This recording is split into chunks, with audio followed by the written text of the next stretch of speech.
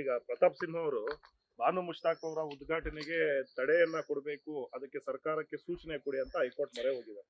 ನೋಡಿ, ಕೆಲ್ಸ ಇರ್ಲಾರ್ದವರು ಮೈಯೆಲ್ಲ ಪರ್ಸ್ಕೊಂತಾರಂತೆ. ಈಗ ಪಾಪ ನಿರುದ್ಯೋಗಿ ಆಗಿದ್ದಾರೆ. ಸೊ ಆದ್ರಿಂದ ಅವರು ಇಂಥವೆಲ್ಲ ಮಾಡೋದು ಸಹಜ.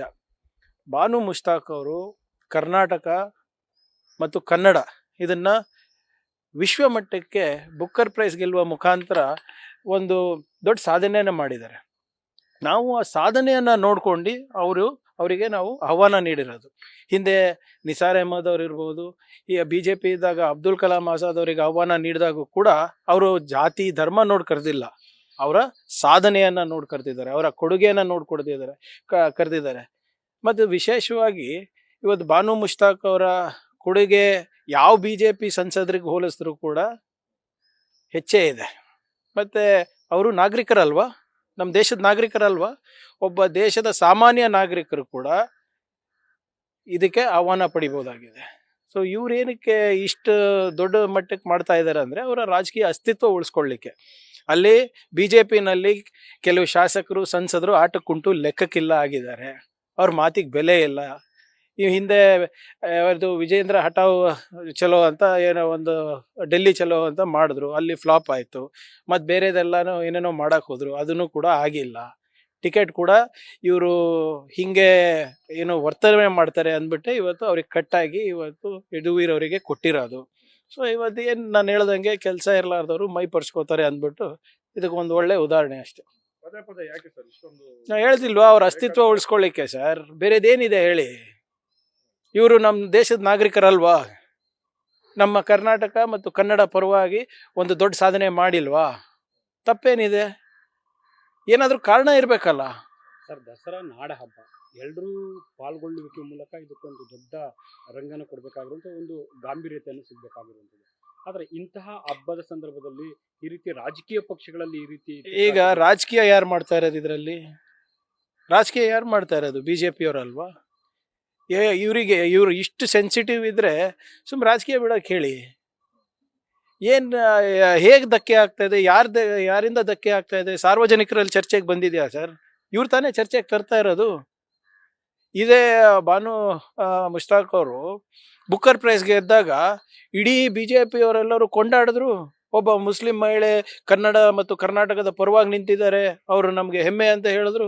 ಮತ್ತು ಅದೇ ಹೆಮ್ಮೆಯ ಪುತ್ರಿಗೆ ಇವತ್ತು ನಾವು ಒಂದು ಸ್ಥಾನಮಾನ ಕೊಡಬೇಕು, ಅವ್ರಿಗೆ ಗೌರವ ಕೊಡಬೇಕು ಅಂದರೆ ಇವ್ರಿಗೇನು ಸಮಸ್ಯೆ ಆಗಿದೆ? ಇವ್ರಿಗೆ ನಿಜವಾಗ್ಲೂ ಅಷ್ಟು ಇಷ್ಟ ಇದ್ರೆ, ದೇಶದ ಬಗ್ಗೆ ಅಭಿಮಾನ ಇದ್ರೆ,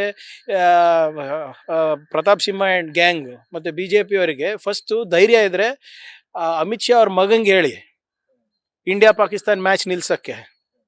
ನಾಚಿಕೆ ಬರಲ್ವ ಅವರಿಗೆ?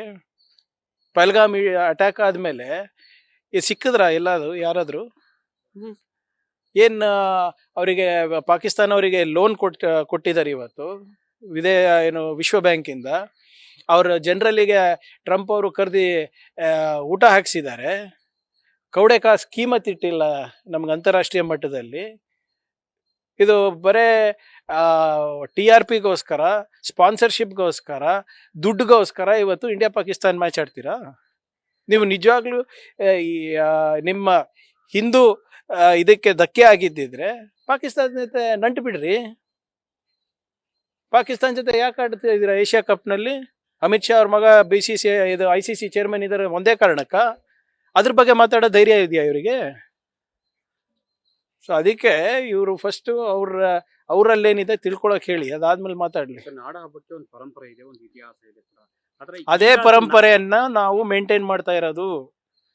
ನಮ್ಮ ದೇಶದ ಒಬ್ಬ ನಾಗರಿಕರಿಗೆ ನಮ್ಮ ಕನ್ನಡ ಮತ್ತು ಕರ್ನಾಟಕದ ಪರವಾಗಿ ಯಾರು ವಿಶ್ವಮಟ್ಟದಲ್ಲಿ ನಮಗೆ ಒಂದು ಒಳ್ಳೆ ಹೆಸರು ತಂದಿದ್ದಾರೆ ಅವರಿಗೆ ನಾವು ಆಹ್ವಾನ ಮಾಡಿ ನಾಡಹಬ್ಬವನ್ನು ಪ್ರಾರಂಭ ಮಾಡಲಿಕ್ಕೆ ಅವಕಾಶ ಮಾಡಿಕೊಡ್ತಾ ಇರೋದು.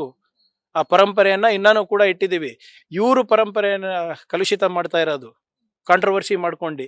ಏನಾಗ್ತಾ ಇತ್ತು? ಆಹ್ವಾನ ಇದೇ ದೊಡ್ಡ ಮನ್ಸು ಮಾಡಿಬಿಟ್ಟು ನೋಡಿ, ಒಬ್ಬ ನಾಗರಿಕರಿಗೆ ಈ ಹಕ್ಕು ಕೂಡ ಕೊಟ್ಟಿದೆ ನಮ್ಮ ಸಂವಿಧಾನ.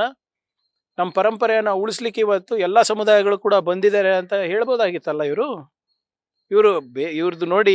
ಇವ್ರದ್ದು ರಾಜಕೀಯ ಅಸ್ತಿತ್ವ ಎಲ್ಲಿ ತನಕ ಇರ್ತದೆ ಅಂದರೆ, ಎಲ್ಲಿ ತನಕ ಇವರು ಎರಡು ಸಮುದಾಯಗಳ ಮುಂದೆ ಗಲಾಟೆ ತರ್ತಾರೆ. ಇದೇ ತಾನೇ ಇವ್ರದ್ದು RSS, BJP, ಇಂಥ ಕೆಲವು ಸಂಸದರಿದ್ದಾರೆ BJPನಲ್ಲಿ. ಇವ್ರದ್ದು ಕೆಲಸನೇ ಇದು, ವೃತ್ತಿ. They become professionals. ಎಲ್ಲದರಲ್ಲೂ ಜಾತಿ ತರೋದು, ಎಲ್ಲದರಲ್ಲೂ ಧರ್ಮ ತರೋದು. ಇವ್ರಿಗೆ ಸಂವಿಧಾನ ಅಂದರೆ ಗೊತ್ತಿಲ್ಲ, ಈ ಸೌಹಾರ್ದತೆ ಅಂದರೆ ಗೊತ್ತಿಲ್ಲ.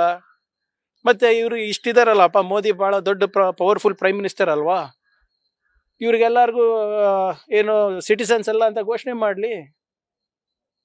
ಅವ್ರು ಸಿಟಿಸನ್ಸ್ ಅಲ್ಲ ಅಂದರೆ, ನಾಗರಿಕರಲ್ಲ ಅಂದರೆ ನಾವು ಕರೆಯೋಕ್ಕೆ ಹೋಗಲ್ಲ. ಸುಮ್ಮನೆ ಇವೆಲ್ಲ ನೋಡಿ, ಮೊಸರಲ್ಲಿ ಕಲ್ಲು ಹುಡ್ಕೋ ಕೆಲಸ ಭಾಳ ಪ್ರೊಫೆಷನಲ್ ಆಗಿ ಇವರೆಲ್ಲ ಮಾಡ್ತಾ ಇದ್ದಾರೆ. ಸರ್, ದಸರಾವನ್ನ ಧಾರ್ಮಿಕ ನೆಲೆಗಟ್ಟಲ್ಲಿ ನೋಡುವಂಥದ್ದು ಎಷ್ಟು ಮಟ್ಟಿಗೆ ಸರಿ ಅನ್ಸುತ್ತೆ? ನಾಡ ಹಬ್ಬ ಅಂದರೆ ಏನ್ರಿ? ನಾಡಿದ್ದು ಒಂದು ನಾಡಂದ್ರೆ ಸಮಾಜ ಇರ್ತದೆ. ಸಮಾಜದಲ್ಲಿ ಎಲ್ಲ ಧರ್ಮದ ಜನರು, ಎಲ್ಲ ಜಾತಿಯ ಜನರು ಇರ್ತಾರಲ್ವಾ. ಮತ್ತೆ ಕರ್ನಾಟಕ ಅಂದರೆ ಬರೇ ಒಂದು ಧರ್ಮಕ್ಕೆ ಸೀಮಿತನಾ? ಒಂದು ಧರ್ಮಕ್ಕೆ ಸೇರಿದ್ದ? ಈ ಕರ್ನಾಟಕವನ್ನು ಕಟ್ಟಲಿಕ್ಕೆ ಎಷ್ಟು ಯಾವ್ಯಾವ ಸಮಾಜ ಏನೇನು ಕಾಂಟ್ರಿಬ್ಯೂಷನ್ ಕೊಟ್ಟಿದೆ ಲೆಕ್ಕ ಹಾಕಕ್ಕಾಗ್ತದ? ಇವತ್ತು ಕರ್ನಾಟಕ ಇವತ್ತು ದೇಶದಲ್ಲಿ ನಂಬರ್ 1 ಇದೆ, ವಿಶ್ವ ಮಟ್ಟದಲ್ಲಿ ಕರ್ನಾಟಕ ಮತ್ತು ಬೆಂಗಳೂರು ಹೆಸರು ಇದೆ ಅಂದರೆ ಸಮಾಜದ ಪ್ರತಿಯೊಬ್ಬ ವ್ಯಕ್ತಿನೂ ಕೂಡ ಅದಕ್ಕೆ ಕಾಂಟ್ರಿಬ್ಯೂಟ್ ಮಾಡಿದ್ದಾರೆ. ಅದು ಇವ್ರಿಗೆ ಸಹಿಸಕ್ಕಾಗ್ತಾ ಇಲ್ಲ. ಸರ್, ಬ್ಯಾಲೆಟ್ ಪೇಪರ್ ವಿಚಾರವಾಗಿ ಕೂಡ ಈಗ ಬಿಜೆಪಿ ಅವರು 136 ಸ್ಥಾನಗಳನ್ನ ಈಗ ಬಿಟ್ಟು ಈಗ ಮತ್ತೆ ಬ್ಯಾಲೆಟ್ ಪೇಪರ್ ಅಡಿಯಲ್ಲಿ ಗೆದ್ದು ಬರ್ಲಿ ಅಂತ ಸವಾಲ್ ಹಾಕಿದ್ದಾರೆ. ಬರಲಿ, 3 ವರ್ಷ ಇದೆ ಅಲ್ವಾ, ಅದಾದ್ಮೇಲೆ ಮಾಡೋಣ. ಯಾಕೆ ಮತ್ತೆ ಸೋಲ್ಲಕ್ಕೆ ಏನಕ್ಕೆ ಅರ್ಜೆಂಟ್ ಅವರಿಗೆ? ಈಗ EVM-ನಲ್ಲೂ ಸೋಲ್ಬೇಕು, ಬ್ಯಾಲೆಟ್ನಲ್ಲೂ ಸೋಲ್ಬೇಕಂತ ಅವರು ನೋಡಿ. ನಾವು ಎಥಿಕಲ್ ಹ್ಯಾಕಥಾನ್ ಮಾಡಿ ಅಂತ ನಾನು 2017 ಹೇಳ್ತಾ ಇದ್ದೀನಿ. ನಾಳೆನೂ ಪತ್ರ ಬರಿತಾ ಇದ್ದೀನಿ. ಎಲೆಕ್ಷನ್ ಕಮಿಷನ್ ಅವರು ಅದಕ್ಕೆ ಉತ್ತರ ಕೊಟ್ಟಿದ್ದಾರಾ? ಇದು ಆಯ್ತಪ್ಪ, ಇವ್ರು ಇಷ್ಟೆಲ್ಲ ಮಾತಾಡ್ತಾ ಇದ್ದಾರಲ್ಲ, ಮಹದೇವಪುರದ ಬಗ್ಗೆ ಅಲಿಗೇಷನ್ಸ್ ಏನಿತ್ತು ಅದ್ರ ಬಗ್ಗೆ ಮಾತಾಡಿದ್ರ? ಆಳಂದ್ ನಲ್ಲಿ ಏನು ನಡೆದಿದೆ ಇವತ್ತು ಪತ್ರಿಕೆನಲ್ಲಿ 1.5 ಪೇಜ್ ನ್ಯಾಷನಲ್ ನ್ಯೂಸ್ ಆಗಿದೆ, ಅದ್ರ ಬಗ್ಗೆ ಮಾತಾಡ್ತಾ ಇದ್ದಾರಾ? ನೋಡಿ, ಇವ್ರು ಯಾಕ್ರಿ ಸ್ಪೋಕ್ಸ್ ಪರ್ಸನ್ ಆಗ್ತಾ ಇದ್ದಾರೆ ಎಲೆಕ್ಷನ್ ಕಮಿಷನ್ ಅವರಿಗೆ? ಈಗ ಬ್ಯಾಲೆಟ್ ಪೇಪರ್ನಲ್ಲಿ ಮಾಡೋದ್ರಲ್ಲಿ ತಪ್ಪೇನಿದೆ? ಈಗ ಇದೇ ನಿಮ್ಮ GLS ರಾವ್ ಅಂತಿದ್ರು, ಒಂದು ದೊಡ್ಡ ಬುಕ್ಕೆ ಬರೆದಿದ್ರು, ಹೇಗೆ EVM ಪ್ರಜಾಪ್ರಭುತ್ವಕ್ಕೆ ಮಾರಕ ಅಂದ್ಬಿಟ್ಟು. ಅದಕ್ಕೆ ಮುನ್ನುಡಿ ಯಾರು? BJP-ಯವರ ಪಿತಾಮಹ ಆದಂಥ LK ಅಡ್ವಾಣಿ ಅವರು. ಮರ್ತೋಗ್ಬಿಟ್ಟಿದಾರ ಅದು? ಮತ್ತೆ ಅದು ಸರಿ ಇಲ್ಲ ಅಂತ ಯಾವತ್ತನ ಹೇಳಿದಾರ ಇವರು? ಮತ್ತೆ ಬಹಳ ಸ್ಪಷ್ಟವಾಗಿ ಎಲೆಕ್ಷನ್ ಕಮಿಷನ್ ಅವರು ವೋಟರ್ ಲಿಸ್ಟ್ ಮೇಂಟೈನ್ ಮಾಡ್ತಾ ಇಲ್ಲ. ಹಳೆ EVM-ಗಳಿದೆ, ಹಳೆ EVM ಯಾವ ರೀತಿ ಡಿಸ್ಪೋಸಲ್ ಆಗಿದೆ ಅಂತ ಮಾಹಿತಿ ಕೊಡಿ ಅಂದರೆ ಕೊಡ್ತಾ ಇಲ್ಲ. ಏನಕ್ಕೆ? ಅದೇನು ಸ್ಟೇಟ್ ಸೀಕ್ರೆಟಾ? ನ್ಯಾಷನಲ್ ಸೀಕ್ರೆಟಾ? ಮತ್ತು ಇವ್ರು ಯಾಕೆ ಅವ್ರ ಪರವಾಗಿ ಬ್ಯಾಟಿಂಗ್ ಮಾಡ್ತಾ ಇದ್ದಾರೆ? ಬ್ಯಾಲೆಟ್ ಪೇಪರ್ ಇರ್ಬೋದು, EVM ಇರ್ಬೋದು, ಎಲ್ಲದ್ ನಾವೇ.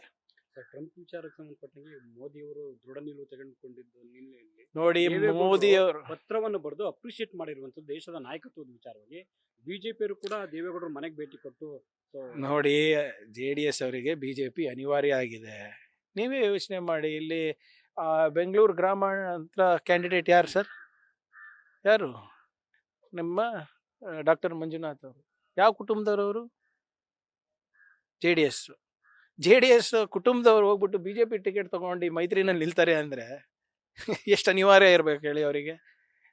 ಅದರಿಂದ ಇವೆಲ್ಲನೂ ಸರಿ ಮಾಡಲಿ, ಅವ್ರು ಏನೇನು ಮಾಡ್ತಾರೆ ಮೆಚ್ಚಿಸ್ಲಕ್ಕೆ ಮಾಡ್ತಾ ಇದ್ದಾರೆ. ಅವರು JDS ಆಯುಷ್ ಹೆಚ್ಚಿಲ್ಲ ರಾಜಕೀಯವಾಗಿ. ಎಲ್ಲಿ ತನಕ BJP ಅಂಟ್ಕೊಂಡಿರ್ತಾರೆ ಅಲ್ಲಿ ತನಕ ಇರ್ಬೋದು ಅಂತ ಅವ್ರಿಗೆ ಅನಿಸಿರ್ಬೋದು. ಮಾಡಲಿ, ಅದಕ್ಕೇನಿದೆ ಅಂತ. Thank you.